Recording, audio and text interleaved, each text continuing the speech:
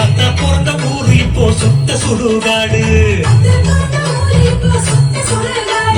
கரும்பு விளைஞ்ச ஊரு ஏன் அப்பே பிறந்த ஊரு. கரும்பு விளைஞ்ச பூமி இப்போ தரிசு நிலமாச்சு.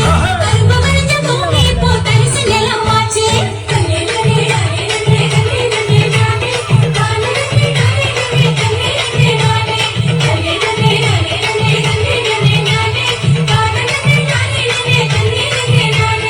ஆறு குளம் நிறைஞ்சிருந்த நாடு எங்க நாடு. அந்த ஆறு குளம் இருந்த இடம் கட்டாந்தரையாச்சு. ஆறு குளம் இருந்த இடம் கட்டாந்தரையாச்சு. பாதியிடம் நகராட்சி பஸ் ஸ்டாண்டு ஆச்சு. அது மீது இடம் உயரமான குப்பமேடு ஆச்சு.